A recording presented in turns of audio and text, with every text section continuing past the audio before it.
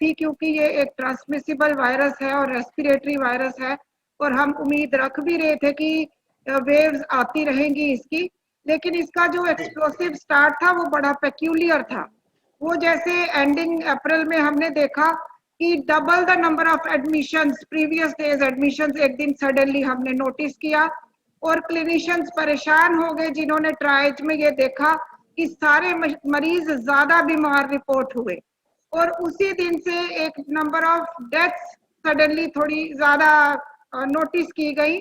और एक और फाइंडिंग थी कि यूथ बड़ा रिपोर्ट किया, और वो सिक यूथ था। तो पहली कोविड वेव से ये सारी जो पेक्युलैरिटीज थी ये बिल्कुल अलग थी, इसकी अलग स्टार्ट थी एपिडेमियोलॉजिकली और क्लिनिकली। तो अलार्मिंग भी था। बेशक तैयारियां फर्स्ट वेव के बाद लगातार होती जा रही थी और कहीं रुके नहीं थे हम, चुनौती बड़ी थी, लेकिन एक ये है कि कोप अप कर पा रहे थे, हम बढ़ते जा रहे थे अपनी तैयारियों में। तैयारी से हम कहते हैं एक इंफ्रास्ट्रक्चर की तैयारियां, जिसमें मेडिकल गैस पाइपलाइन कहीं 10% बेड्स में थी अगर सारे हॉस्पिटल्स में वर्ल्ड ओवर ही, तो हम उसको चलाते चलाते ऑलमोस्ट 80% तक पहुंच चुके थे। उसके बाद इंटेंसिव केयर की बात करें तो वेंटिलेटर्स की संख्या बढ़ाई जा चुकी थी। अगर ह्यूमन रिसोर्स में कोई गैप्स थे तो वो ह्यूमन रिसोर्स फास्ट रिक्रूट कर लिया गया था, और उनकी ट्रेनिंग्स जिनमें इंडक्शन और साथ में रिफ्रेशर ट्रेनिंग्स एग्जिस्टिंग स्टाफ की कोविड स्पेसिफिक मैनेजमेंट जो थी उसमें लगातार चल रही थी। तो सेकेंड वेव जो कोविड की थी वो बहुत अलग थी, और उससे फर्स्ट और सेकेंड वेव के एक्सपीरियंस से ऐसे लगता है बेशक अभी हम थोड़े डिक्लाइन की तरफ जा रहे हैं, लेकिन लापरवाही या रिलैक्सेशन की कोई गुंजाइश नहीं है। और तैयारियां हमें या अपने गैप्स कहीं दिखते हैं तो वो एकदम फिल करते जाना है, क्योंकि जो जनता की तरफ से पार्टिसिपेशन है जिसपे 90% पैंडेमिक कंट्रोल डिपेंड करता है, जिसमें आप कह रहे हैं कि एक बिहेवियरल चेंज की उम्मीद रखते हैं हम, वही क्विक तरीका है, लॉन्ग लास्टिंग तरीका है और इनएक्सपेंसिव तरीका है पैंडेमिक कंट्रोल का। जो परमानेंट रेमेडी है जनता के हाथ में है। तो एक अच्छे इंफ्रास्ट्रक्चर्स हमने कर लिए या रोड्स अच्छी बना ली, और रोड ट्रैफिक एक्सीडेंट तो अच्छी ड्राइविंग से ही रुकेंगे। तो ये जो सारी जिम्मेवारी है हर जनता के सदस्य को व्यक्तिगत जिम्मेवारी मोड में आना होगा, ताकि फिर कोई ऐसे घातक थर्ड वेव जो प्रेडिक्टेड है स्टेटिस्टिकली, और जिसके लिए तैयारियां तो चल रही हैं, लेकिन prevention is better than cure, तो ये सारा हमें सोचना होगा। मैं एक चीज और जानना चाहूंगा, क्योंकि आवाम के सवाल हैं, हर कोई जानना चाहता है कि आखिरकार क्या हो क्या रहा था। कि लोग ये कह रहे थे कि देखिए जम्मू के जो सरकारी अस्पताल हैं वहां पर मौतों का सिलसिला ज्यादा है, कश्मीर में कम हो पा रही है। लोग तो ये कहना शुरू हो गए कि भाई देखिए वहां पे जो डॉक्टर हैं वो ज्यादा एफिशिएंट हैं और जम्मू के डॉक्टर कुछ कर नहीं पा रहे हैं। इसके पीछे की वजह क्या थी, सच्चाई क्या थी, क्यों जम्मू में ज्यादा मौतें हो रही थी, क्यों लोग जो है अस्पताल नहीं जा रहे? 12% जो हमारे पास मौतें हुई वो ब्रॉड डेड थे। उससे समझ सकते हैं ये बात कि उनको पता नहीं है, सेंसिटाइज्ड नहीं है हमारी जम्मू की जनता, या मेडिकली कॉन्शियस नहीं है कि घर से वो चले, डिफिकल्ट टेरेन्स है, जब तक वो जीएमसी की तरफ चले कईयों ने रास्ते में ही दम तोड़ दिया और कईयों ने हॉस्पिटल पहुंच के इमीडिएटली अब ब्रॉड डेड ही थे। तो 17% एक बहुत बड़ी फ्रैक्शन होती है। उसके बाद काफी बड़ी परसेंटेज ने 12 घंटे के अंदर दम तोड़ दिया। उससे भी पता चलता है कि डिजीज काफी एडवांस थी और इरिवर्सिबल डैमेज हो चुका था। और उसके बाद एक और बात सामने आई कि क्योंकि जीएमसी जम्मू से सैंपल्स पूरे जम्मू रीजन के सीक्वेंसिंग के लिए national centres for disease control में जा रहे थे, तो वहां से जब रिपोर्ट्स आई तो और अनफोल्ड हुआ रहस्य, जिसमें इंडियन वेरिएंट, जिसको आज डेल्टा वायरस कहते हैं या वेरिएंट ऑफ कंसर्न तब इसको बाद में नाम दिया गया, वो जम्मू रीजन में जो ये वेरिएंट महाराष्ट्र में, छत्तीसगढ़ में, उत्तराखंड में, गुजरात में और हमारे एडजॉइनिंग पंजाब में काफी मॉर्बिडिटी और मोर्टेलिटी ज्यादा कर रहा था। जम्मू रीजन में शायद ट्रैवलर्स की वजह से या एडजॉइनिंग पंजाब की वजह से काफी ज्यादा पाया गया। तो इसी को ये मार्जिनली जो हमारी ज्यादा डेथ्स थी, ये रीजंस हमने वर्कआउट किए पूरी रिसर्च से कि ये कारण रहे। नहीं तो हमारे यहाँ व्यवस्थाओं में, ऑक्सीजन की अवेलेबिलिटी में और पूरा treatment as per national international protocols हो रहा था और काफी रिकवरी रेट भी काफी अच्छा रहा। जो टाइम पे आए उनको हम काफी मदद कर पाए। देखिए, बिल्कुल आप सही कह रही हैं कि एक चीज माननी पड़ेगी, लोगों में जब किसी के घर में मौत होती है, जब कोई प्रॉब्लम को झेलता है, लोगों में एक मन में ये धारणा बन जाती है कि डॉक्टर ने ट्रीटमेंट अच्छा नहीं दिया, अस्पताल में इलाज अच्छा नहीं मिलता है। मगर हमें ये भी सोचना जरूरी है कि अगर अस्पताल पहुंचने वाले 5% ही मरीजों की अगर मौत हुई है, हालांकि इतना नहीं हुआ, तो उनमें से 95% वो हैं जो ठीक होके वापस लौटे हैं। ये भी सच्चाई है, इसे मानना होगा।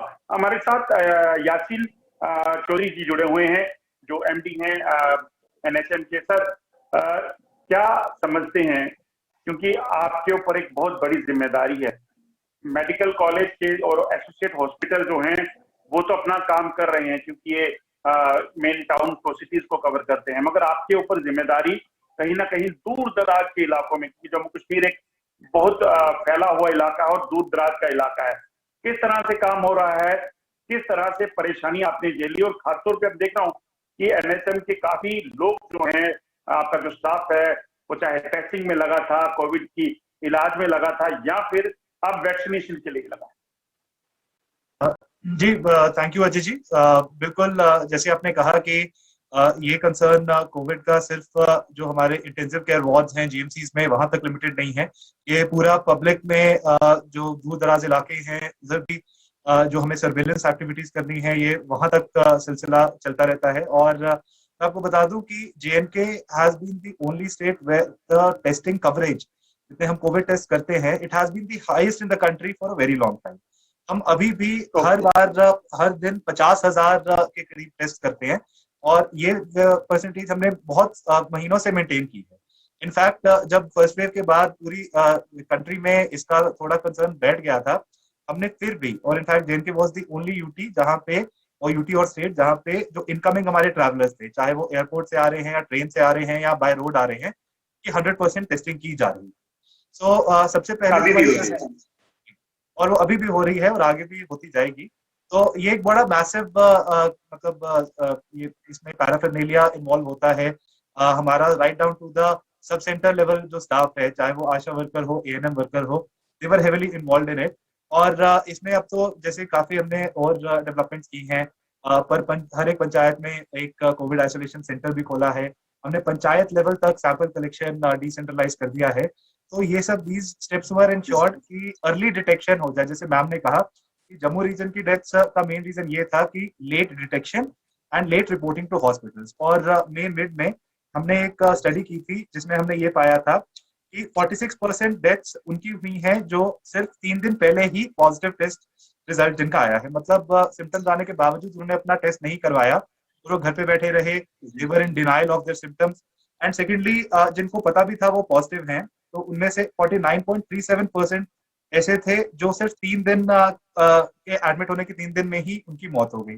मतलब उनकी कंडीशन वर्सन होती जा रही थी, बट वो घर पे ही बैठ रहे थे डिनाइल में और हॉस्पिटल जल्दी रिपोर्ट नहीं कर रहे थे।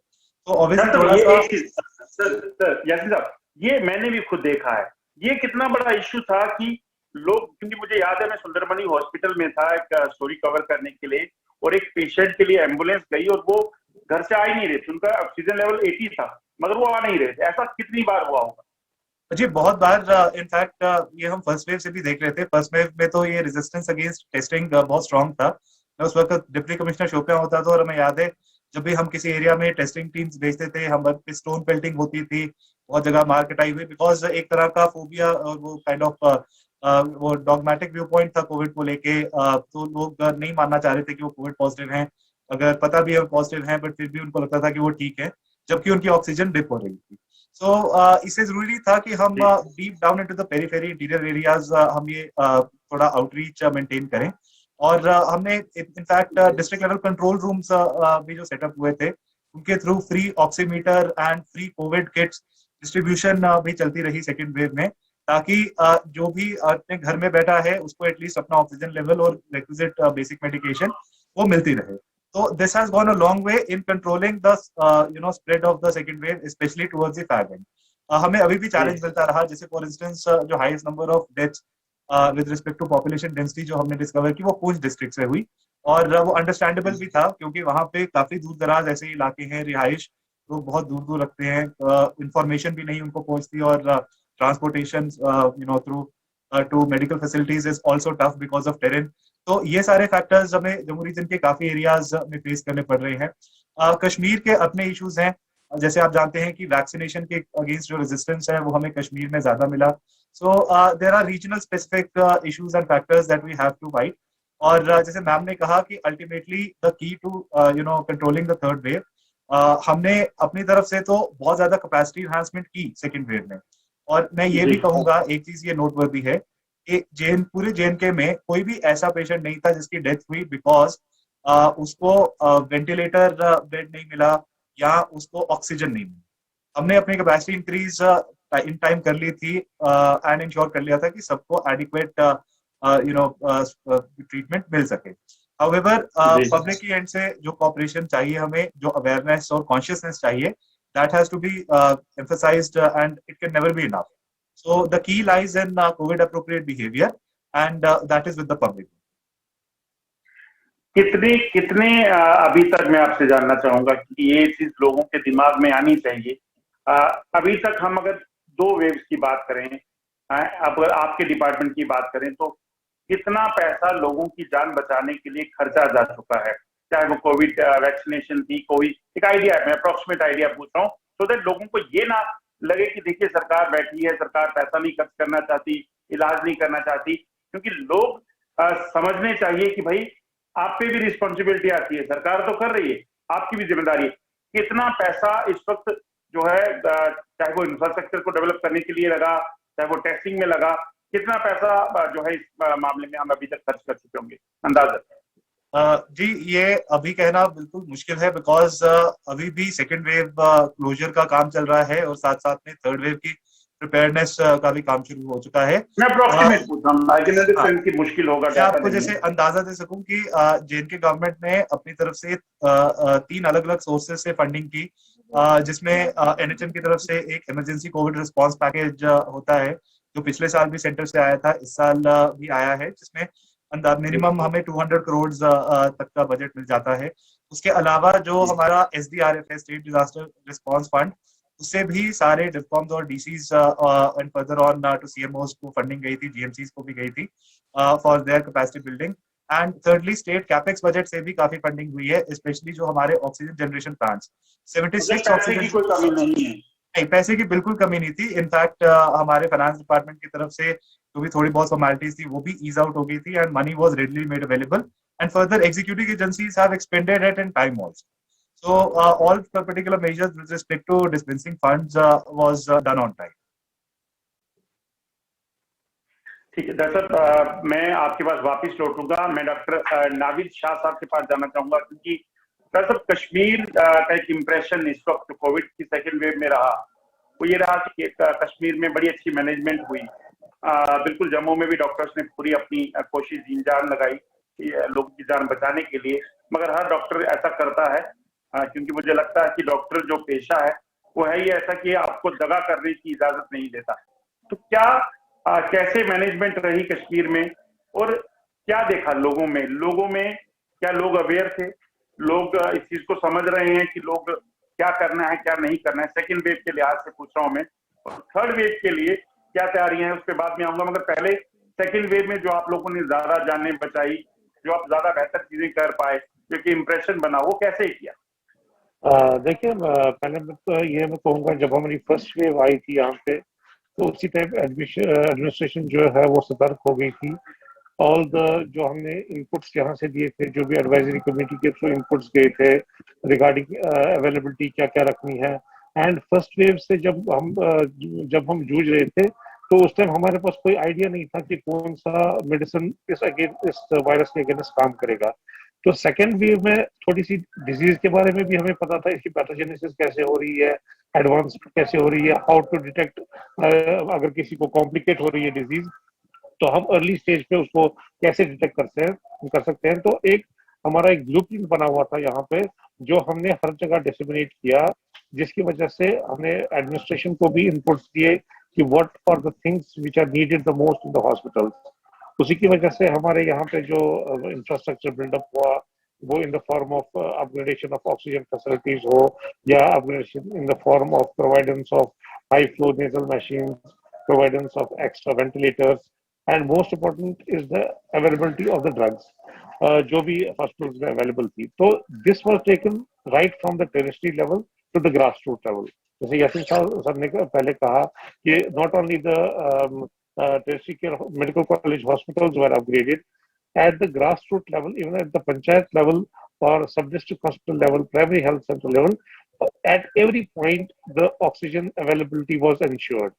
जहाँ पे हमारे प्लांट्स अवेलेबल नहीं हो सकते थे वहां पे ऑक्सीजन कॉन्सेंट्रेटर्स अवेलेबल कराए गए। जहाँ पे भी जिसको रिक्वायरमेंट कम रहती थी, 5 लीटर से कम ऑक्सीजन लेवल रहती थी, तो वो वहीं पे मैनेज होता था। तो जो एडवांस डिस्ट्रिक्ट हॉस्पिटल थे या कोविड केयर सेंटर थे या टेरिटरी केयर हॉस्पिटल थे, वहां पे सिर्फ वही पेशेंट्स पहुंचते थे जिनको रियली वहां टेरिटरी केयर की जरूरत पड़ती थी। तो ये स्ट्रीमलाइन हो गया था, जिसकी वजह से जो माइल्ड टू मॉडरेट केसेस थे वो बेसिक हेल्थ केयर सिस्टम में ही मैनेज किए, और जो एडवांस केसेस थे वो बाकी टेरिटरी केयर हॉस्पिटल्स में आए। इसके अलावा कैंपेनिंग तो हमेशा पब्लिक अवेयरनेस, बिकॉज जैसे मैडम ने भी कहा कि सबसे ज्यादा इंपॉर्टेंट एडमिनिस्ट्रेशन से ज्यादा it is the public which has to understand. देखिए नो डाउट हेजिटेंसी है, वैक्सीनेशन पे भी हेजिटेंसी है, डिजीज में भी एक हेजिटेंसी थी, लोगों के एक डिनायल मोड में थे, लेकिन it has to be constantly enforced by the administration as well as the medical fraternity as well as the other stakeholders जो लोग convincers हैं at community level, they had to be roped in to make the people aware about the disease। तो ये सबसे ज्यादा important था, क्योंकि अगर आप देखें मतलब जो वर्ल्ड के बेस्ट हेल्थ केयर सिस्टम्स है, आप इटली ले लीजिए, आप यूके ले लीजिए, आप यूएसए ले लीजिए, वो भी इसके डिजीज के सामने उनको भी घुटने टेकने पड़े, because if the disease reaches to such a magnitude, any health care facility जितना भी अपग्रेड करे वो इसके सामने फेल हो सकती है।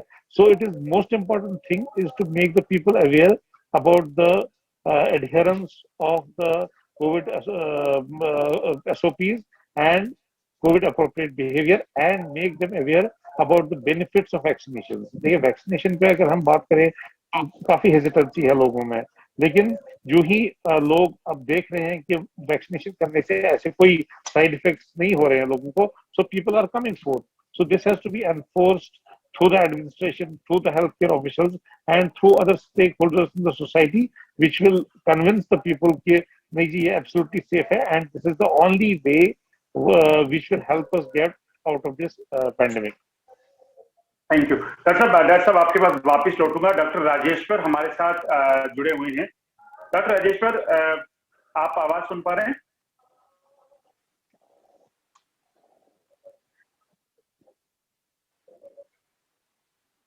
डॉक्टर राजेश्वर,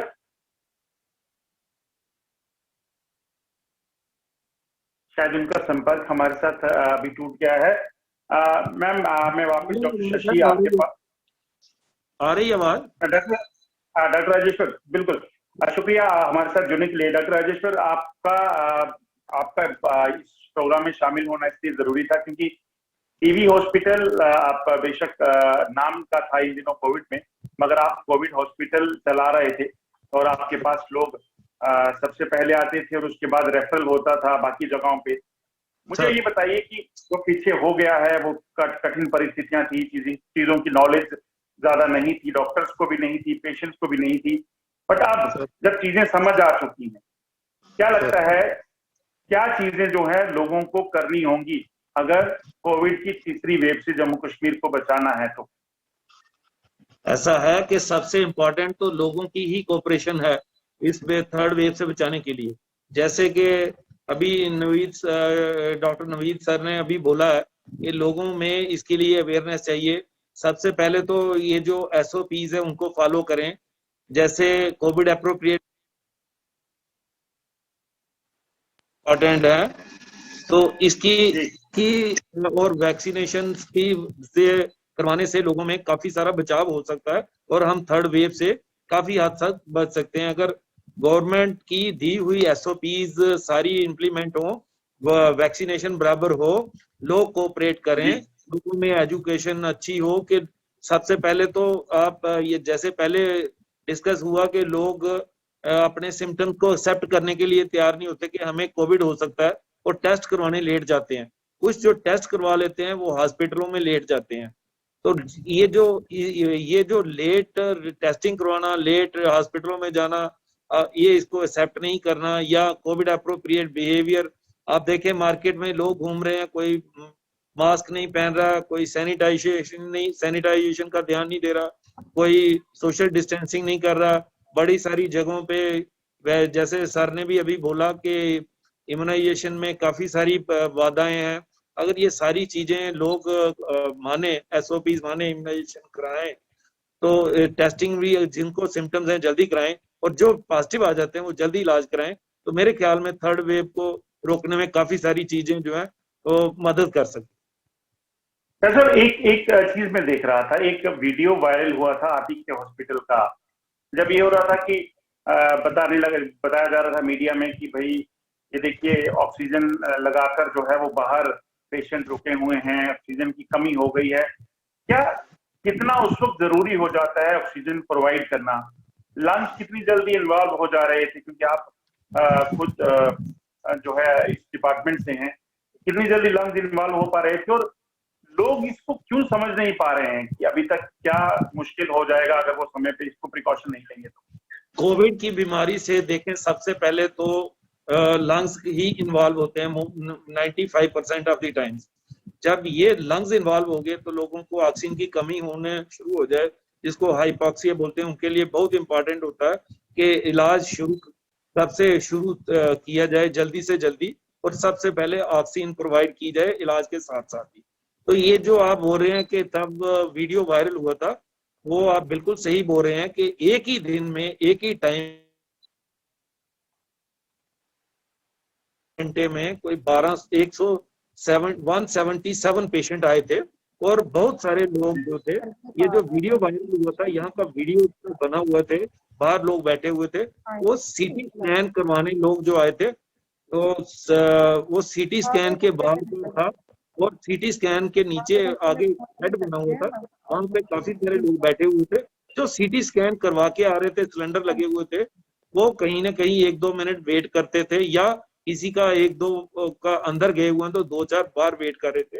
ये उन लोगों की तस्वीरें जो वीडियो वायरल हुआ था और सबके सबको हॉस्पिटल ने, आपने देखा होगा कि सबके सबको सिलेंडर लगा हुआ था, सबके सब जी ये जो बाहर देखे गए सबके सब कंफर्टेबल थे, उनसे फोन पे बात कर रहे थे, अपनी कहीं ना कहीं एक जो सीटी स्कैन के बाहर लाइन लगी थी उसका वेट कर रहे थे और कुछ शेड के नीचे बैठे थे जो करवा के आ रहे थे, वो 2 मिनट के लिए जब तक फिल्म मिलती थी वहां वेट कर रहे थे। लेकिन कोई भी पेशेंट ऐसा नहीं था जिसको ऑक्सीजन नहीं लगी थी, जिसको फ्लो मीटर नहीं था या कोई सीरियस सिक था, घूम फिर नहीं रहा था। जो सिक थे, सीरियस थे, उनको तो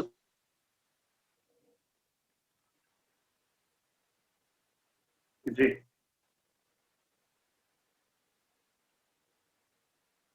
डॉक्टर राजेश्वर की शायद आवाज जो है नहीं आ रही है। मैं डॉक्टर शशि आपके पास वापस लौटना चाहूंगा, डॉक्टर राजेश्वर के पास वापस चलेंगे। अब क्या स्थिति है, क्योंकि अब तो हम देख रहे हैं कि रोज मामले कम हो रहे हैं, डेथ रेट भी कम हो गया है, रिकवरी रेट ऑलमोस्ट 90+ चला गया, 90% के ऊपर है। क्या लगता है ये जो हालात हैं, अब ये समझे कि नॉर्मल हो गया है कि हमें तीसरी वेव के लिए इससे भी ज्यादा अलर्ट होना पड़ेगा? और हॉस्पिटल की तरफ से जीएमसी और एसोसिएट हॉस्पिटल में कितनी अभी तक अरेंजमेंट कर लिए गए हैं कि अगर भगवान ना करे तीसरी वेव आती भी है तो उसे निपटने के लिए हम तैयार हैं? बिल्कुल, हमारे प्रिंसिपल मैम ने डॉक्टर राजेश्वर आपके पास वापस लौटूंगा। मैं डॉक्टर शशि से ये सवाल कर रहा हूँ, मैम क्या लगता है तैयारी किस तरह की है तीसरी वेव से निपटने के लिए? आपने बिल्कुल इसको अच्छे से ब्रीफ किया कि देखने में अपेरेंटली एक बहुत अच्छा डिक्लाइन है, ऐसे लगता है कि स्थिति नियंत्रण में है और हमारे जीएमसी और एसोसिएटेड हॉस्पिटल्स में 5, 6, 4 कुछ ऐसी ही एडमिशंस हो रही हैं और लोग डिस्चार्ज भी हो रहे हैं और कोई ऐसे दिन भी हैं लकीली कि कोई डेथ्स नहीं भी हुई बड़े दिन और एक आध डेथ जो ज्यादा सीख है हो भी रही है। तो ऐसा लग रहा है कि जैसे कंट्रोल्ड है सारा, लेकिन एज हेल्थ केयर प्रोफेशनल्स हम बिल्कुल कंफर्टेबल मेंटली नहीं है क्योंकि हमारे मन में वायरस का इनहेरेंट कैरेक्टर देखते हुए, जो कि एक रेस्पिरेटरी वायरस है, जो एक म्यूटेशन प्रोन वायरस है और जो बड़ी आराम से, जो एक ट्रांसमिसिबल वायरस है, फास्ट ट्रांसमिसिबल, और वो भी ऐसे म्यूटेंट्स जो ज्यादा ट्रांसमिसिबल होते जा रहे हैं पास्ट एक्सपीरियंस को देखते हुए, और वो विरुलेंस की तरफ भी बढ़े हैं।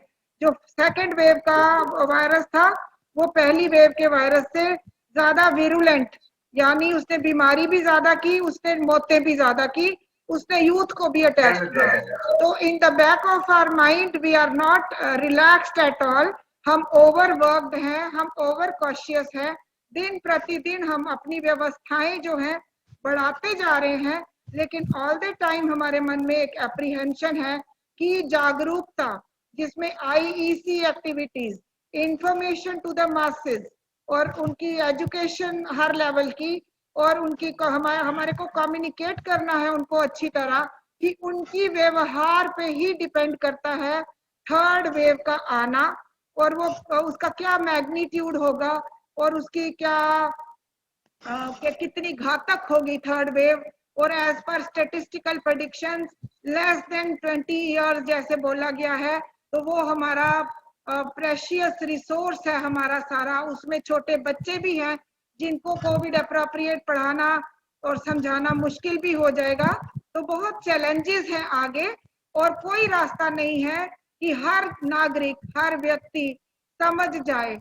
समझने की बातें थोड़ी सी हैं, उसमें ये है कि चाहते ना चाहते हुए भी बहुत सारे डॉक्टर्स को भी इन्फेक्शन हुआ डिस्पाइट बेस्ट प्रिकॉशंस। तो वो मिनिमाइज करना है। जैसे अगर मास्क ही एक personal protective equipment general population के लिए है, उसको पहनने और उतारने का एक तरीका है, उसका एक SOP है कि मास्क पहनने और उतारना कैसे है। पहनने और उतारने में ही कई बार इन्फेक्शन हो जाता है। तो ये एक मास्क के बारे में आजकल सोशल मीडिया पे, यूट्यूब पे हर व्यक्ति इसको अपनी जिम्मेवारी समझे और तरीका, व्यवहार, अनुशासन पूरा अपनी रोजमर्रा की जिंदगी में इसको पूरा अडॉप्ट कर ले, वो एक तरीका है। दूसरा कि अगर इन्फेक्शन हो जाए किसी को, कोई फिक्र की बात नहीं है, हम बिल्कुल तैयार हैं, हम सक्षम हैं। तो घर में ही अच्छी बात है, आइसोलेशन में अपने घर में अच्छे व्यवस्थित तरीके से रहना, खाना पीना अपने एनवायरनमेंट में। लेकिन अगर 4% ही, मेरे को लगता है यहाँ स्पेशलिस्ट भी बैठे हैं डॉक्टर नवीद, वो बेहतर बता पाएंगे, लेकिन मैंने ये देखा कि 4% डिप जब कभी आ जाए नॉर्मल से, वो थोड़ा लगता है कि ऑनसेट हो चुका है लंग डैमेज का और अलार्म की तरफ जा रहे हैं और एकदम डॉक्टर के पास जाना चाहिए और दवाई इलाज शुरू कर देना चाहिए। ये बहुत अभी मेडिकल कॉलेज में और एसोसिएट हॉस्पिटल में कितनी बेड्स की व्यवस्था हो गई है, जम्मू की बात कर रहा हूँ, कितने वेंटिलेटर्स और कितना ऑक्सीजन की मात्रा की अवेलेबिलिटी है, जिसे कैटर करने के लिए फ्यूचर अगर भगवान ना करे कुछ ऐसा हो तो उसके लिए हम तैयार हैं। पिछले 8 महीने में ऑक्सीजन सपोर्टेड बेड जो है 200 से 970 तक इंक्रीज किए गए और 300 बेड को ऑक्सीजन पाइपलाइन के निर्देश दिए जा चुके हैं। इसके अलावा इंटेंसिव केयर बेड्स हमारे 125 थे। तो राउंड फिगर बताऊंगी, 100 एडल्ट ICU बेड्स और 100 पीडियाट्रिक, ये हमने व्यवस्था कर ली हुई है। इसके अलावा हमारा एक और DRDO है जिसमें उस हॉस्पिटल में भी हमारे पास वो 500 बेडेड है। तो 125 इंटेंसिव केयर बेड्स और 375 जो है ऑक्सीजन सपोर्टेड बेड्स उसमें भी है। व्यवस्थाओं में कमी जो है वो उससे जनता ये ना समझे कि उनका जो व्यवहार का अगर नहीं रहा तो पैंडेमिक कंट्रोल में हो जाएगी, या डॉक्टर्स जो है वो कुछ पैंडमिक को अच्छी व्यवस्थाओं से ही कंट्रोल कर पाएंगे, कि ऐसी कोई एश्योरेंस नहीं दी जा सकती। पूरे संसार में ही बेस्ट डेवलप्ड वर्ल्ड भी अगर ऐसा, तो वहां फिर कोई इन्फेक्शंस भी ना होते और वहां पे कोई मौतें भी ना होती। लेकिन व्यवहार की जो बदलाव है, वही मकसद रहना चाहिए हमारे इस वार्तालाप का, कि अपने आप को इन्फेक्शन नहीं होने देना है, वो पहले पूरी कोशिश करनी है। हो जाए तो अपने आप को अच्छे से मॉनिटर करना है, कि टाइम पे हॉस्पिटल चले जाना या डॉक्टर से सलाह लेनी, और अपने आप से जो इन्फेक्टेड है वो दूसरे लोगों को इन्फेक्ट ना होने दे, वो भी उसकी सूझबूझ पे ही डिपेंड करता है। तो और सबसे ज्यादा जरूरी मैम ये भी है कि पैनिक ना हो जाए। मैंने देखा कि पैनिक को काफी लोग, आपने बिल्कुल ठीक बात छेड़ी है। इसमें हमने साइकोथेरेपी, अपना जो साइकेट्री डिपार्टमेंट और जितने पेशेंट्स हैं, हम अपनी नर्सिस को, सारे हेल्थ केयर प्रोफेशनल्स को साइकोथेरेपी और फिजियोथेरेपी, रीएश्योरेंस, जो एडमिटेड मरीज हैं, जो इन्फेक्टेड हैं, उन सबको इसका बहुत ज्यादा रोल है, और उससे डिजीज आउटकम पे बहुत ज्यादा फर्क पड़ता है। जी जी शुक्रिया मैम। मैं आपके पास वापस लौटूं। मेरे पास मेरे साथ जो है डॉक्टर यासीन चौधरी साहब जुड़े हुए हैं, उनसे भी बात करूंगा। डॉक्टर साहब, कहीं ना कहीं जम्मू कश्मीर का, जैसे हम पहले चर्चा कर रहे थे, तो जो ग्रामीण इलाका है, देखा कि सेकेंड वेव में ग्रामीण इलाकों में बहुत ज्यादा इफेक्ट हुआ।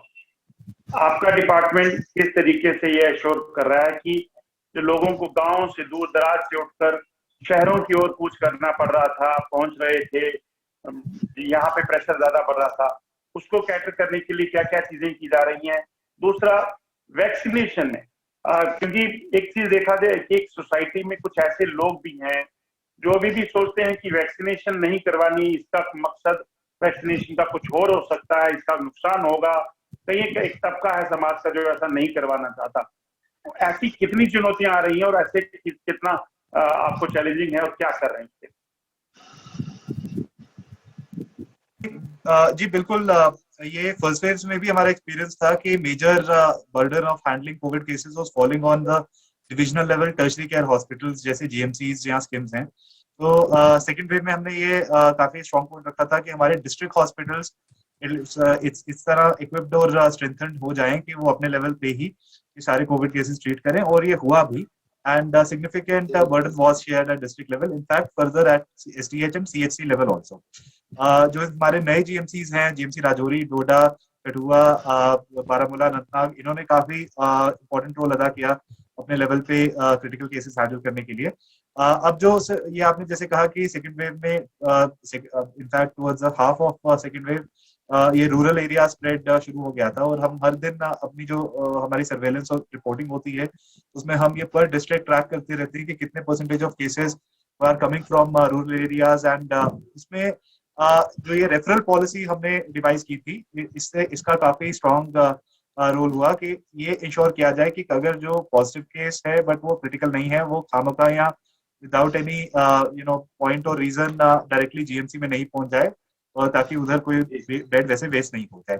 सेकेंडली, जैसे मैंने कहा, हमने एक नई पॉलिसी, एक नई एक्टिविटी शुरू की थी which was regarding daily calls to all positive cases to cross check and track their oxygen level and other symptoms. Because जैसे हमने देखा कि जो घर बैठा बंदा है उसको ये समझ नहीं आ रहा है कि वो किस पॉइंट पे हॉस्पिटल जाए, क्या उसकी कंडीशन उतनी वर्सन हो चुकी है या नहीं। तो वो जो ऑक्सीजन स्टेटस उसका और बाकी सिम्टम्स की ये ट्रैकिंग हमारे डिस्ट्रिक्ट और डिविजनल लेवल कंट्रोल रूम से रोज डेली कॉल्स ये जा रही थी in most districts, and that helped us a lot in ensuring कि लोग उधर ही बैठे रहे। दूसरा पॉइंट आपने वैक्सीनेशन कवरेज के लिए बोला, it was a huge challenge, it still is, but आप जैसे जानते हैं कि J&K is leading the country in coverage. In fact हमारे 4 डिस्ट्रिक्ट्स ऐसे थे, जम्मू, सांबा, गांधरबल एंड शोपियान, जिन्होंने 45 वर्ग की 100% वैक्सीनेशन अचीव कर ली थी। एंड अभी भी हमारा जो 45 वर्ग का कवरेज है that is 87% almost, it is in the higher bracket. And 18 to 44 में भी हमने ऑन टाइम, जब जैसे ही लॉन्च हुआ था 1 जून को, हमने वैसे ही शुरू कर दिया था। हाउएवर जो रेजिस्टेंस हम फेस कर रहे हैं पब्लिक की तरफ से because of wrong ideas in the mind and all, उसको काउंटर करने के लिए बड़ा अग्रेसिव आईसी हमने फॉलो किया है, और ये डिसेंट्रलाइज मैनर में भी किया है। और जैसे हमारे लोकल पंचायत लेवल हमारे पीआरआई रिप्रेजेंटेटिव्स थे, उन्होंने बहुत रोल अदा किया पब्लिक मैसेजेस और कन्विंस करने का। वो साथ में गए हमारे वैक्सीनेशन टीम्स के, मोहल्ले मोहल्ले तक उन्होंने जब लोगों को, जान पहचान के लोगों को मनाया इसके लिए। हमारे जो रिलीजियस लीडर्स थे उन्होंने भी इसमें स्टेटमेंट्स दी। हर जो ये इमाम्स थे कश्मीर में हमारे, उन्होंने पब्लिक मैसेजेस में लोगों को बताया, जो मस्जिदों से लाउड स्पीकर से अनाउंसमेंट्स भी हुई कि ये वैक्सीनेशन सेफ है, इसे कराया जाए। So we had come a long way, और ये कवरेज काफी एक्सपेडाइट भी हुई है in the last month particularly. However, still shortage है वैक्सीन की, डॉक्टर साहब शॉर्टेज है क्या अभी भी? क्योंकि देख रहे हैं स्लॉट बुकिंग के लिए अभी भी कई इलाकों में लोग कह रहे हैं कि वैक्सीन स्लॉट बुक नहीं हो पा रहा है 18+ के लिए बात करते। नहीं, एज ऑफ नाउ शॉर्टेज नहीं है। देखिए, जैसे मैं बता दूं कि vaccine distribution through out the country is ration, in the sense कि वो यूनियन गवर्नमेंट से ही डिसाइड हो जाता है कि किस स्टेट को कितना जाएगा according to their population as well as their progress. So J&K has had a consistent flow. Yes, in between somewhere ऐसा लग रहा था कि ये मतलब everybody who wants it in the peak of the second wave उसको नहीं मिल पाई थी, but that was shortage felt throughout the country, not specific to J&K. However, we are in a comfortable position right now, and we are able to give slots to anybody who requires it as of now. मुझे लगता है कि लोगों को again वही करना है कि पैनिक नहीं हो चाहिए। आज नहीं स्लॉट मिल रहा है तो कल मिल जाएगा, मगर अगर ज्यादा पैनिक होगी तो ज्यादा प्रॉब्लम है। जी बिल्कुल, और मैं आपको ये इंश्योर करूं कि हमें जो मतलब सेकंड डोज स्पेसिफिकली जो लोगों को लगता है उसकी अवेलेबिलिटी में कभी दिक्कत नहीं होती, because that is pre calculated. हमें पता होता है कि कितने लोगों का सेकंड डोज ड्यू है और उसमें कितना वैक्सीन लगेगा, and that is set aside in our total vaccine availability calculation. मैं आपको ये भी बता दूं कि अपने दर्शकों के लिए कि जब पहली वेव आई थी उस वक्त डॉक्टर्स कह रहे थे कि वैक्सीन लगाइए, वो लोग वैक्सीन लगा नहीं रहे थे, अवेलेबल थी और लगा नहीं रहे थे। दूसरी वेव में हमने देखा जब इतनी जाने लगी कि अब वैक्सीन लगाते हैं और तब ज्यादा क्राउड प्रेशर हो गया, तो उस वजह से कहीं ना कहीं शॉर्टेज भी हुई होगी। मेरे साथ डॉक्टर नावेद शाह, आपके पास वापिस आना चाहूंगा। डॉक्टर साहब, किस तरह से देखते हैं अगर सांस बचानी है, लोगों में अपनी सांसें बचानी है दूसरी वेव थर्ड वेव के लिए, अगर मैं बात कर रहा हूँ, हमने देखा जो हालात बने हुए हैं, कई ऐसे जो लोग हैं जिनको कोविड हो गया है, उनके दिमाग में ये है कि भाई मुझे तो हो गया, मुझे 6 महीने या आगे होगा नहीं, एक माइंडसेट ये बन चुका है। कुछ ऐसे हैं जो कहते हैं कि भाई साहब नहीं, मैं तो, मेरा इम्यून सिस्टम बहुत स्ट्रांग है, मैं सर्वाइव कर जाऊंगा, मुझे कोई नहीं।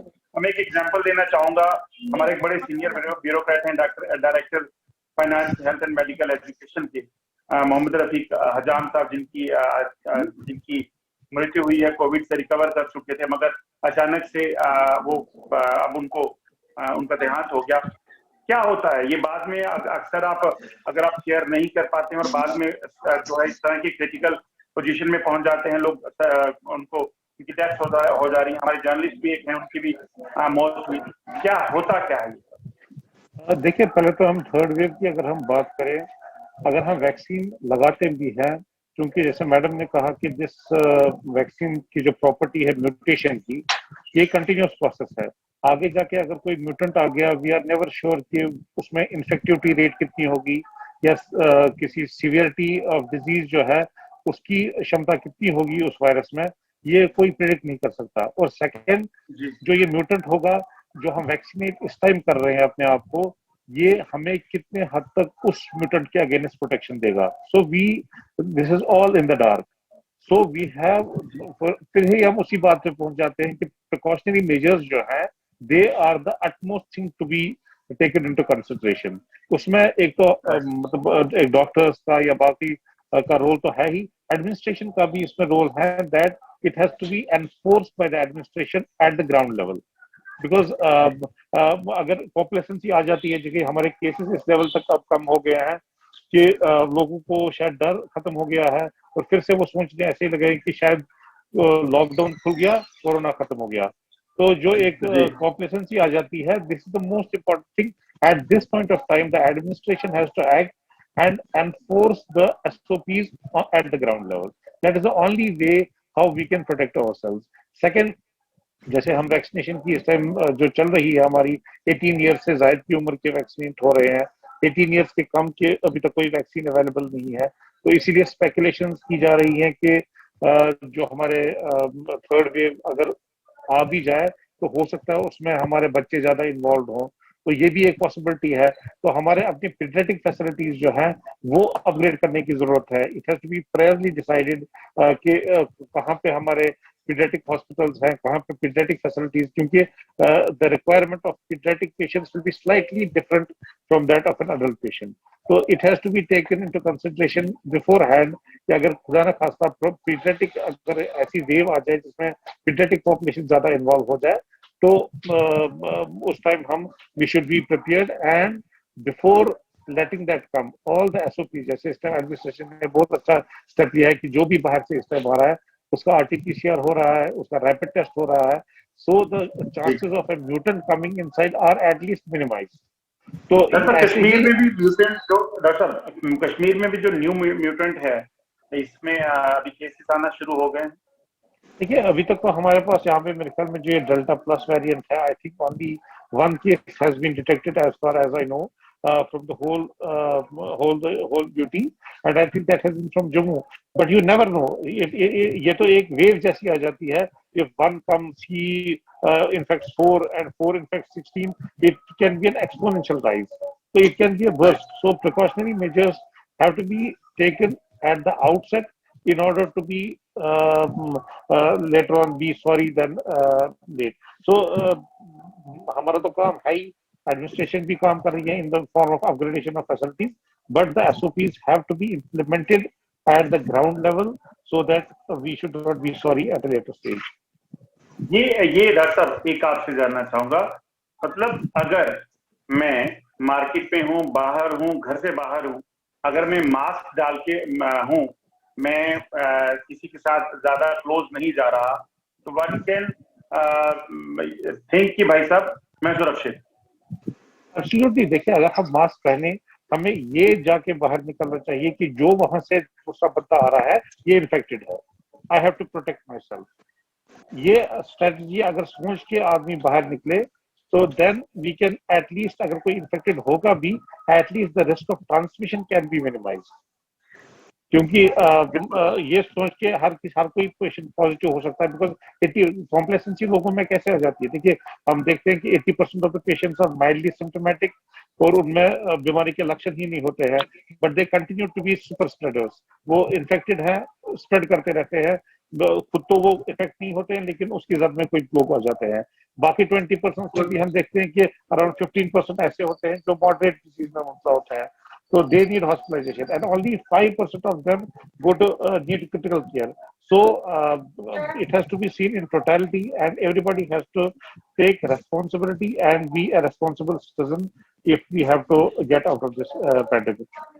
Thank you so much sir, आप सबने अपना समय दिया और काफी ज्यादा इम्पोर्टेंट इश्यूज थे, क्योंकि जो हालात इस वक्त जम्मू कश्मीर में बने हुए हैं और जो हमने पिछले दिनों देखा, इस सब से ये अंदाजा लगाया जा सकता है कि अगर हमें इस कोविड से बचना है तो हमें बहुत सारे प्रिकॉशंस लेने होंगे। आपको बता दूं कि छोटी सी एग्जांपल दे रहा हूं, क्योंकि जो हमने देखा है, मेरे एक दोस्त हैं जिनके परिवार से कोई बीमार हुआ था, उन्हें एक हॉस्पिटल, और वहां पर उस इलाज के लिए अगर आपको बताऊं तो उन्हें जो है 3 लाख रुपए खर्च करने पड़े थे, और ये खर्चा सिर्फ तब हुआ है जब सिर्फ उन्हें एक बेड चाहिए था एडमिट होने के लिए, ऑक्सीजन की जरूरत नहीं थी, एंटीबायोटिक्स उनको दिए जा रहे थे, और वो सिर्फ 10 दिन तक हॉस्पिटलाइज रहे थे। तो आप अंदाजा लगा सकते हैं, हम सिर्फ एक 10 रुपए का मास्क डालें तो लाखों रुपए को बचा सकते हैं, अपने परिवार को बचा सकते हैं, अपने देश को बचा सकते हैं। सिर्फ इतना ही करना होगा। और आज इस कार्यक्रम के जरिए हमने यही बताने की कोशिश की, कोरोना की तीसरी वेव को रोकना आम इंसान के हाथ में है। डॉक्टर्स हो, एडमिनिस्ट्रेशन हो या फिर सरकार हो, वो सिर्फ प्लानिंग कर सकती है, वो सिर्फ सुविधाएं दे सकती है, मगर मौत को आने के लिए अगर रोकना है, अगर इस स्प्रेड को हमने रोकना है, तो उसके लिए आम लोगों का जागरूक होना और हमारा एसओपीज को फॉलो करना सबसे बड़ी चीज है। आज के इस कार्यक्रम कल आपके सामने फिर हाजिर होंगे एक नए प्रोग्राम के साथ। तब तक के लिए नमस्कार।